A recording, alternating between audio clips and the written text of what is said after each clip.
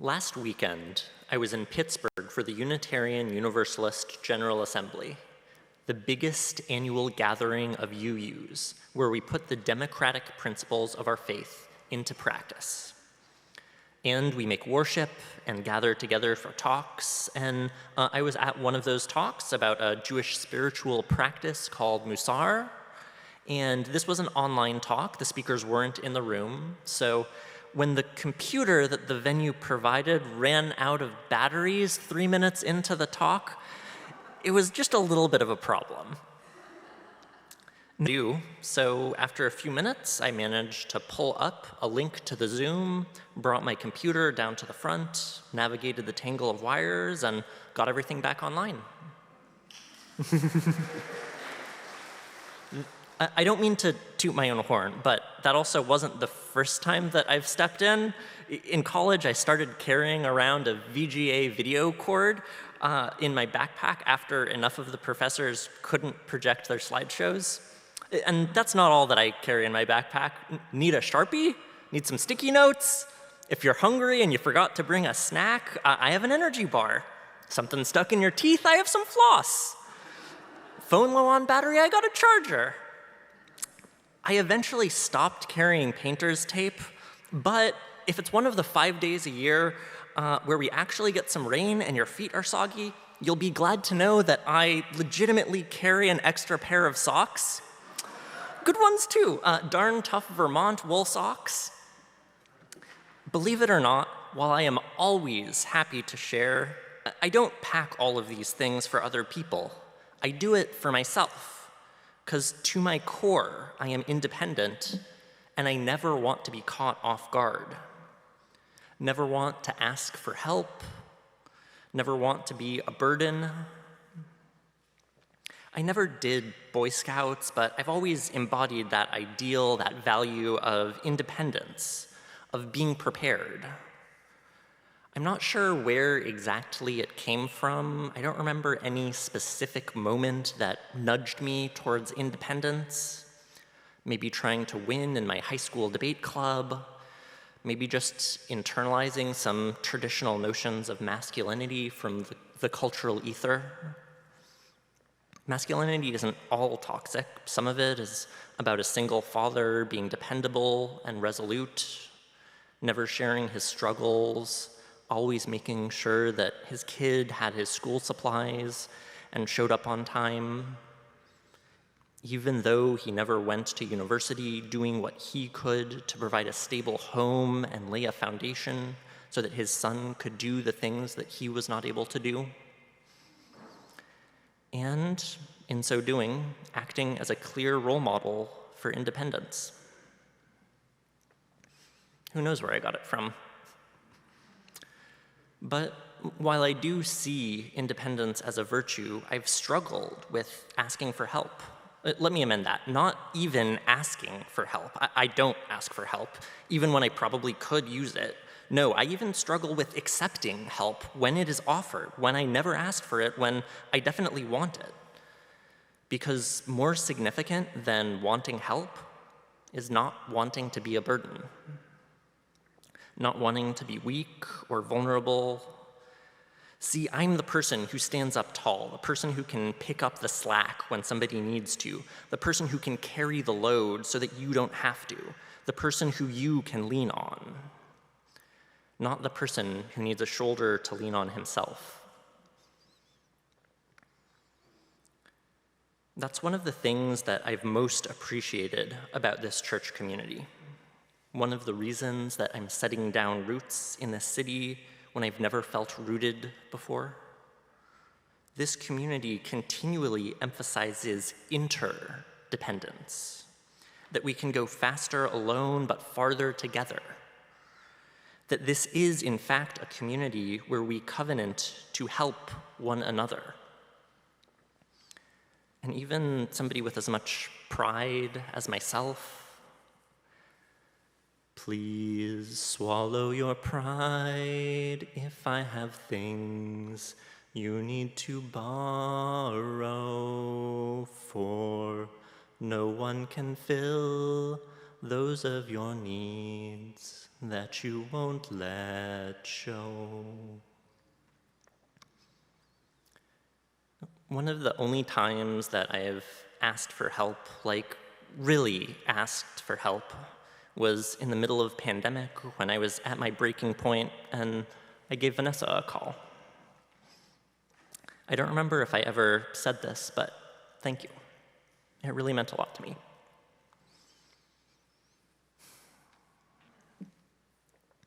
Not wanting to be a burden. It's funny, I do all kinds of volunteering.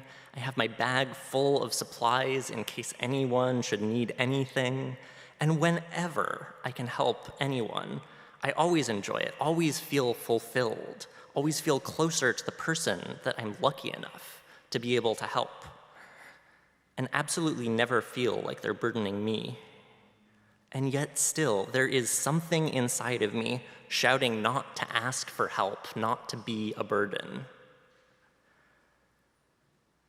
I guess all of this is my way of saying that if you've ever heard me talk about a bad day or feeling lonely, if you've ever seen me tired or overwhelmed and not just acting like I have everything under control all the time, if you've ever offered me a ride or a meal and I accepted it, that's me saying that I love you, that I care for you, that I trust you.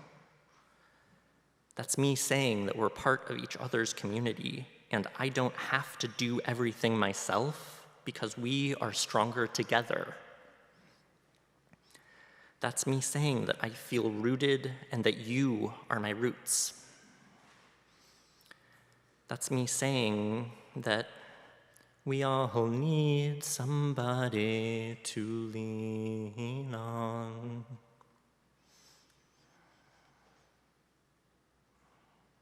Thank you.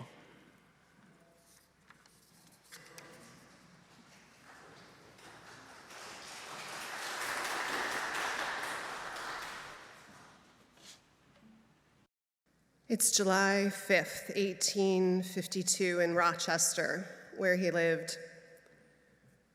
Frederick Douglass is invited to a gathering of the Rochester Ladies Anti-Slavery Society to speak on this day on the Declaration of Independence. His speech is titled, "What to the Slave is the 4th of July?" After first recounting and extolling the courage and virtues of the founders of this country and the fight for liberty, using all of the popular tropes, Douglass turns his discourse. The rich inheritance of justice, liberty, prosperity, and independence bequeathed by your fathers is shared by you, he says, not by me. The sunlight that has brought life and healing to you has brought stripes and death to me. This 4th of July is yours, not mine. May you rejoice, I must mourn. Douglass is writing 2 years after our California is brought in as a free state, but with the compromise of a strict fugitive slave law provision that in 1852, the year of this speech, is tested by the California Supreme Court and found constitutional. The nation's character hung in 1852, as it still does, in different ways in the balance. And also, so does Douglass's own life and liberty and the future and safety of his 5 children and wife, to name just one intimate price. At the time he speaks in July of 1852, Douglass is barely able to support his family, though working full-time publishing his anti-slavery newspaper, the North Star, and speaking on the circuit. He is a man desperately trying to pull the moral arc of the universe so that it will bend towards justice and larger love. And he is tired. Lately, it helps me to remember other chapters, not too long ago when folks were fighting more hideously obvious battles than we are.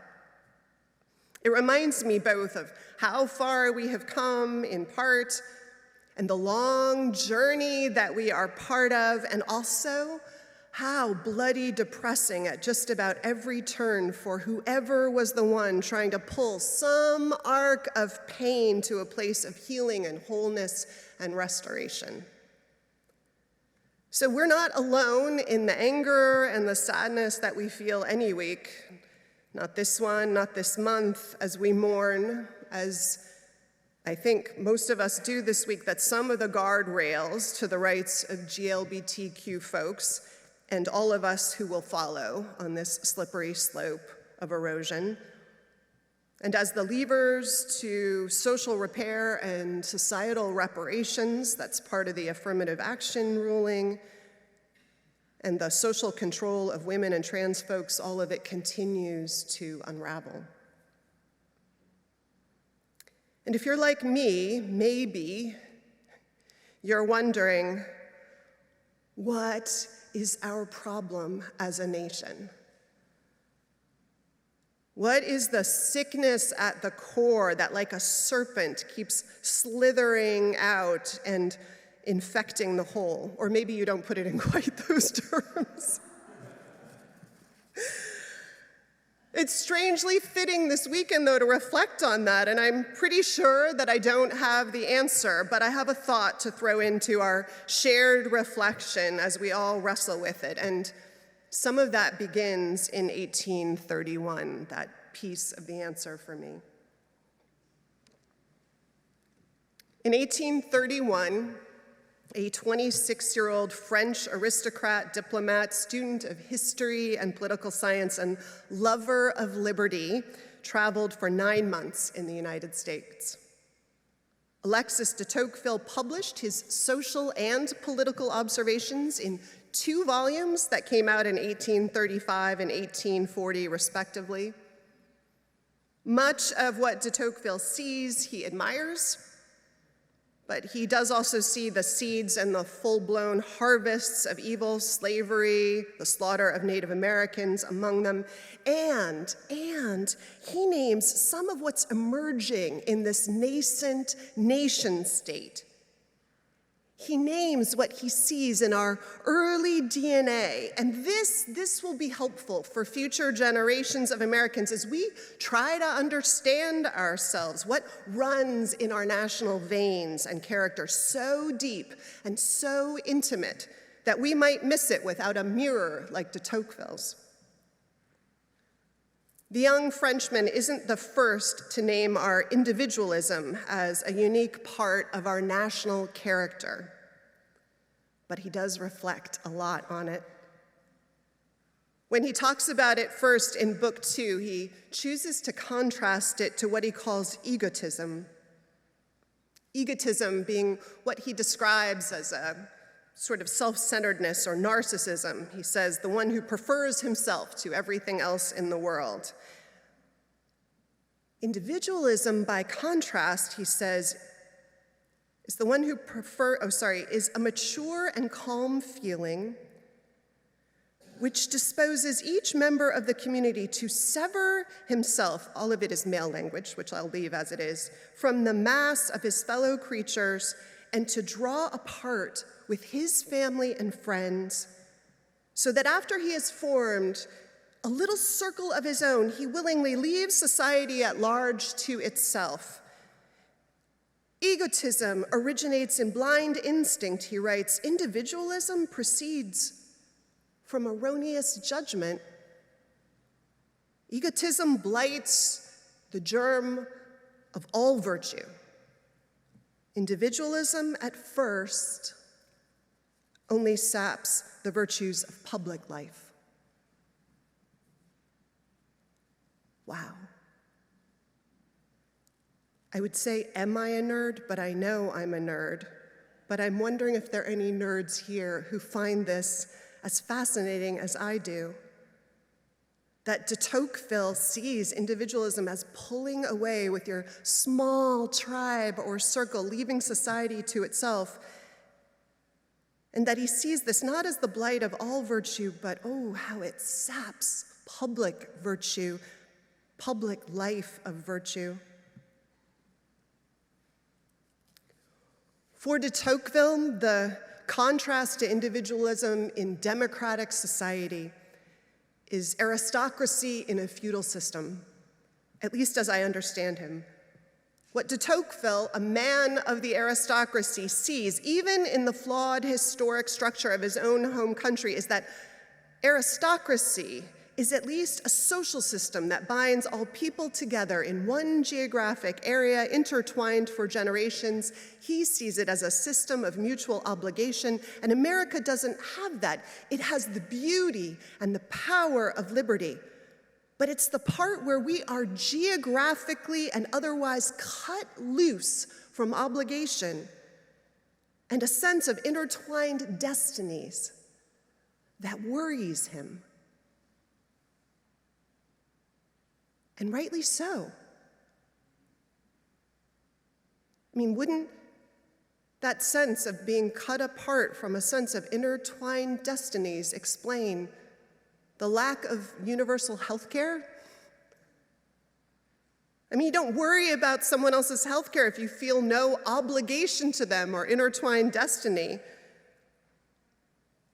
And you don't worry much about their unwanted pregnancies being forced to term and what that will ask of their families and how that will affect their household if you don't hold any of the aftermath as something that's yours to hold too. And you don't worry about the trans kid and the fact that they might commit suicide if there's no connection between your choices and their lives.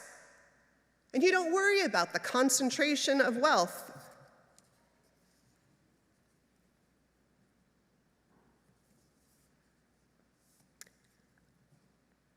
This reification of individualism and independence, when it's truly cut off from its fellow human beings and a sense of mutual obligation and destiny,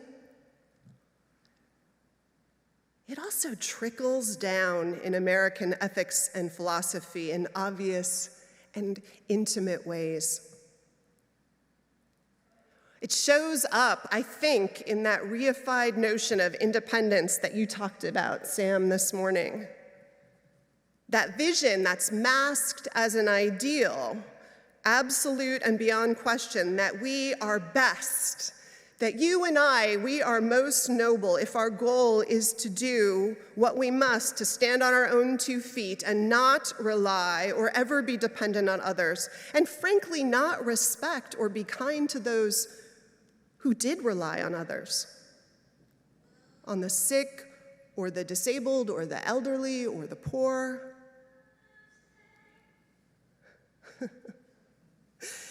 Think of all the American ideals in our myths and movies. What are they? The cowboy riding the range, the Lone Ranger, the self-made billionaire, the rule breaker, the romantic lead who is always just beyond reach, the Top Gun, the stoic coach who leads the team against the odds with no help from the world around him to a state championship.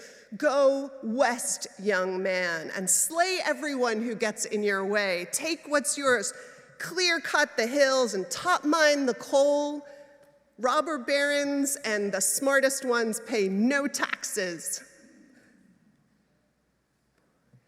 There is power to so-called independence, of course. There is safety of a kind, and an agency that is ennobling.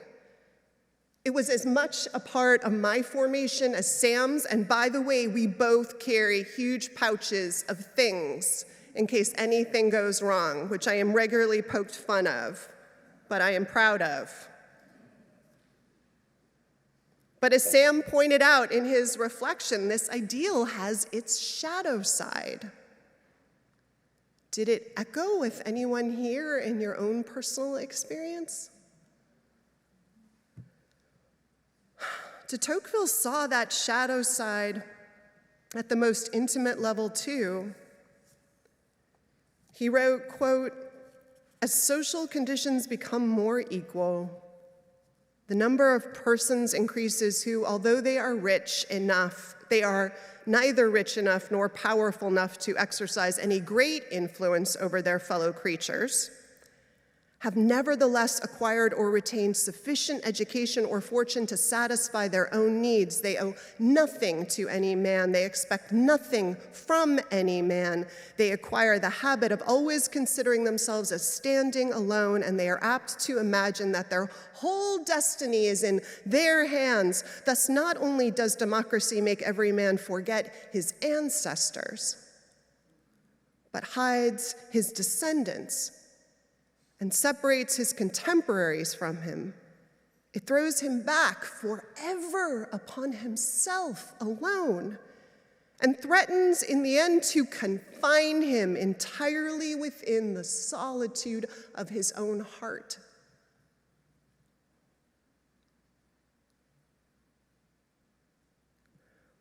By 2000, now retired professor of the Kennedy School at Harvard University, Robert Putnam, would write a book all about the diminished social capital of the last 25 years. People with fewer friends, fewer neighbors stopping by, people literally bowling alone.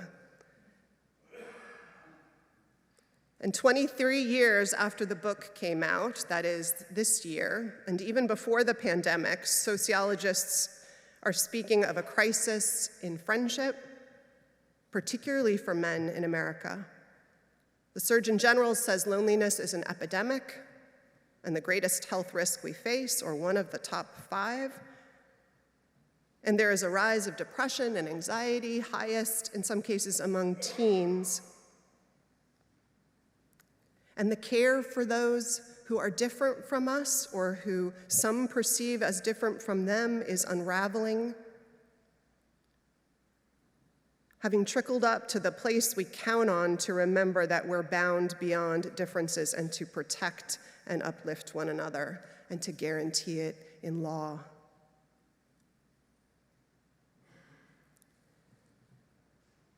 The danger of our Declaration of Independence is this very broken sense of divorce from one another's lives and fates, the thing that de Tocqueville worried of in all the ways it plays out intimately and collectively. And de Tocqueville, interestingly enough, wasn't too worried about this despite the danger he named. And he wasn't worried not because independence wasn't a risky thing with a vicious shadow side, but because he noticed this other strange thing that was going on in this young country. Perhaps realizing that we could accomplish nothing on our own, or perhaps this intuitive, atavistic, gorgeous human need to counterbalance our ethic of liberation and independence from formerly inherited bonds to one another, to something new that was chosen among us. Perhaps to counterbalance that feeling of being unmoored from any piece of land or lineage of relationships, but wanting all of that anchoring power. De Tocqueville saw a strange propensity that he said would save us. Americans of all ages, he writes, all conditions and all dispositions, and by the way, this seems strange to him, so as unique as our independence and individualism, Americans of all ages, all conditions, and all dispositions constantly form associations. They have not only commercial and manufacturing companies in which all take part, but associations of 1,000 other kinds: religious, moral, serious, feudal, extensive or restricted, enormous or diminutive. The Americans make associations to give entertainments, or found establishments for education, to build inns, to construct churches, to diffuse books, to send missionaries out. And in this manner, they found hospitals, prisons, and schools. If it be proposed to advance some truth or foster some feeling by the encouragement of great example, They form a society. Nothing, in my opinion, is more deserving of our attention than the intellectual and moral associations of America. America, throughout its history, said Robert Putnam, has been exceptionally civic-minded. However, we are becoming mere observers of our collective destiny. Life as a spectator sport. Independence as a prison. The solution to our own personal feelings of alienation or loneliness or our national ills, the ones that keep us awake or make our blood boil, it may be, in some part, this simple. Just going back to these roots, this one about plowing back into shared efforts. And I preach this morning, not so much to you actually, but to myself. Because sometimes those efforts, the San Francisco Reparations Task Force or the Homelessness and Housing Task Force, or any single climate justice effort, it can seem like a flimsy dam against a huge broken system and problems beyond measure. So why bother? Just wall myself off in a small, safe garden. But what occurred to me reading all of this week and the last few weeks is that it isn't just the work of our shared associations and what we explicitly commit to that matters, though this week has made clear that it does. It is also what it does to the heart and soul of us to be part of them. How it works against this corrosive disconnect that's eating away at our joy and the way we are together in life. Because we know, you and I, we know in our bones that there are no permanently walled gardens on earth or of the spirit. And we know in our bones that if there is hell on earth, it is paved by living that way. All we have to do is look around to find the proof.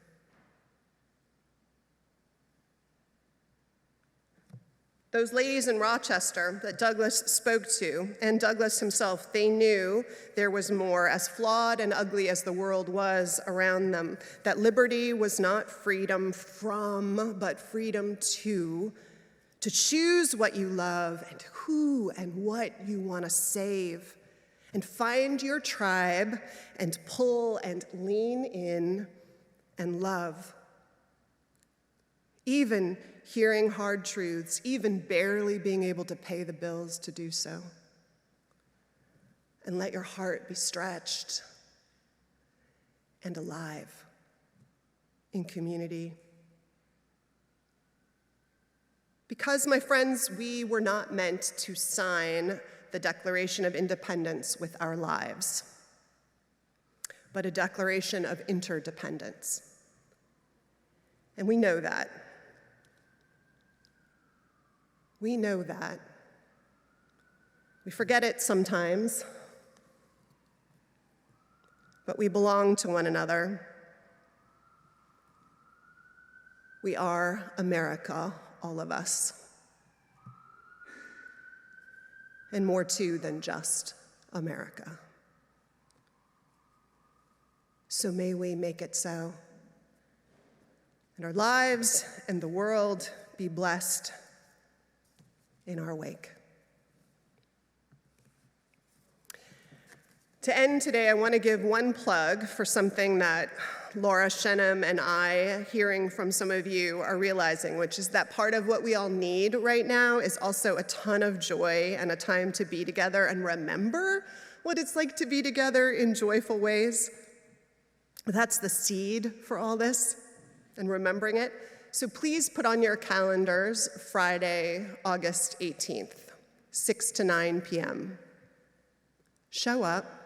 We're calling it the Extravaganza of Joy.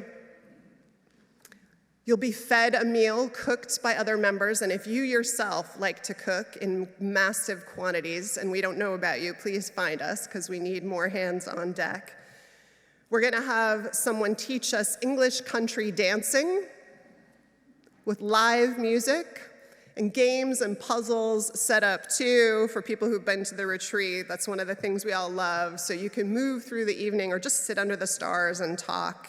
The building will be all ours, and we'll just get to be together joyfully. So come.